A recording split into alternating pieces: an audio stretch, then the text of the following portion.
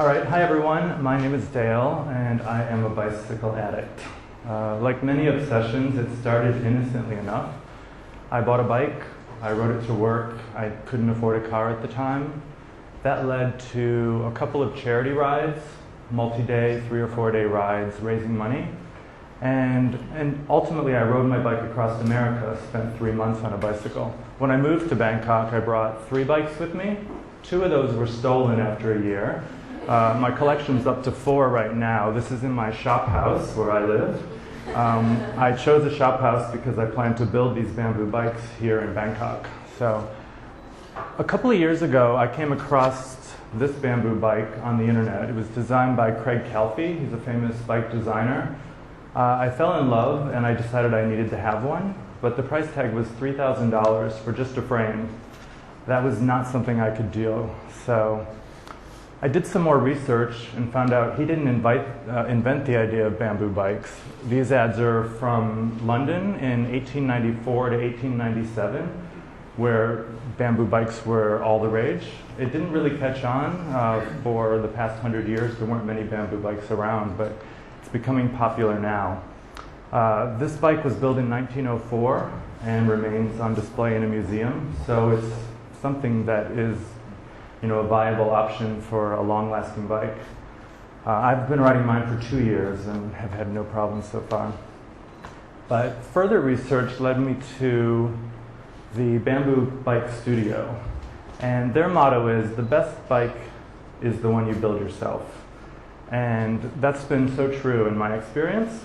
I was going back to the US 2 years ago on an extended trip, and I was lucky enough to get into one of their sold-out workshops on a wait list. And over 2 days, I built a bike. Before going, I sent them a lot of measurements, and when I arrived, this jig was set up, ready for me to build a custom bike with the exact geometry for me. I put the bamboo in place when I got there, and spent the rest of the day working on it. The first step is to carve the lugs. The lugs are the pieces that hold the frame together at all the joints. So this is just foam with the bamboo glued in place. Spending hours with files and sandpaper, you get the lugs to just the right size and shape, and then wrap carbon fiber around them. So you don't need any power tools. Everything can be done with sandpaper, files, so no electricity required. After quite a few hours on the first step, the next step is to wrap the carbon fiber. And in the next slide, I've got that the bike does have metal parts. It's not 100% bamboo, obviously. The head tube where the handlebars connect to the fork, the seat tube, the bottom bracket that hold the cranks in place, and the rear dropouts which connect your back wheel are all metal. They're stainless steel in this case. The bamboo is also roughed up where the carbon fiber will wrap around it because the outside silica is not going to allow the epoxy resin to attach, so you have to take the skin off.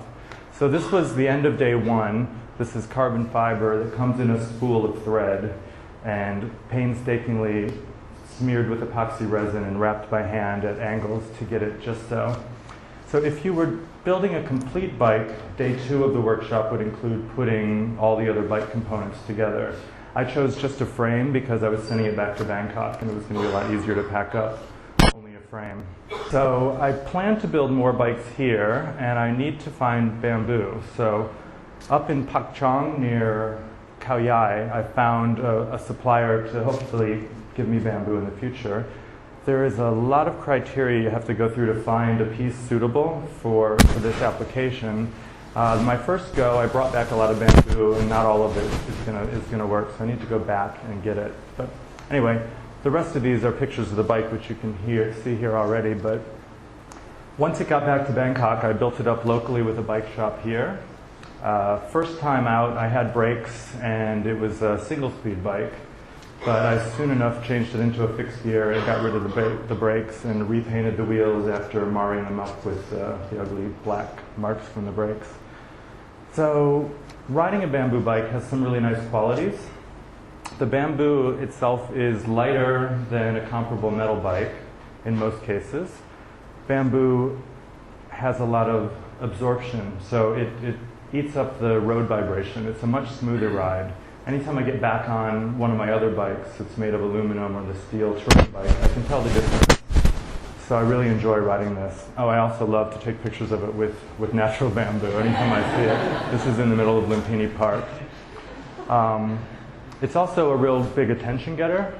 I never have people, they always want to talk about it. And one night, riding with a group of friends, a local Thai TV show wanted to talk to me about the bike. And I never ended up seeing the program, but I get a lot of attention. Just on the way here, I was not paying attention and I felt someone tapping the bike, and one of the motorcycle drivers was having to see if it was real.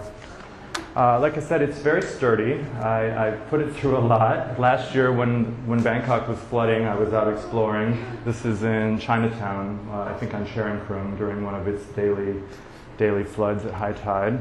The bike doesn't float, however. It's not a flotation device.